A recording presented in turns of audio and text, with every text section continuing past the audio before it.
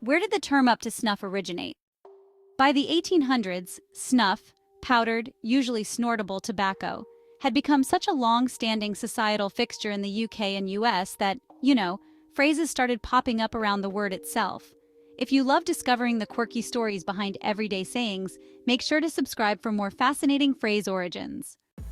To beat to snuff, for instance, meant to best your opponent so thoroughly that you figuratively reduced them to powder.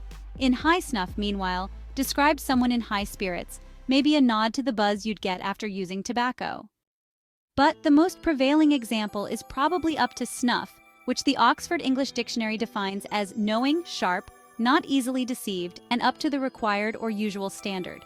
Unlike the aforementioned phrases, the connection between pulverized tobacco and being savvy or meeting requirements isn't quite clear. On his Worldwide Words blog, Michael Quinion suggests that it may have had to do with snuff's largest user demographic, wealthy men, who would be able to appreciate the quality of snuff and distinguish between examples of different value.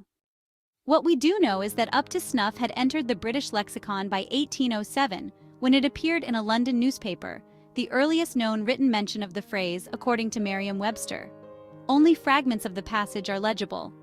Asked a young lady if she would have a pinch of snuff, and in the negative, he facetiously observed, "Suppose you are up to snuff." It came up again in Hamlet Travesty, in 3 acts, an 1810 parody of Shakespeare's Hamlet by British playwright John Poole.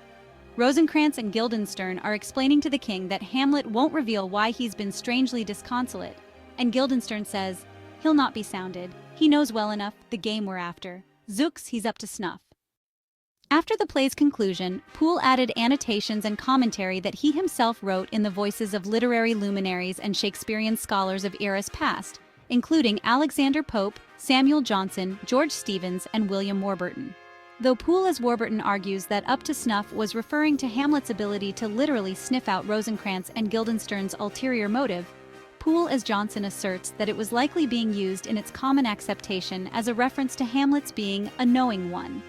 Gross's Classical Dictionary of the Vulgar Tongue echoed Poole as Johnson's understanding of the phrase in its 1823 edition, and so did Merriam-Webster in its 1864 dictionary. As for how the idiom evolved to describe someone or something that meets standards, there's no clear path, though it makes sense that someone considered knowing and astute would also be generally regarded as a person of merit.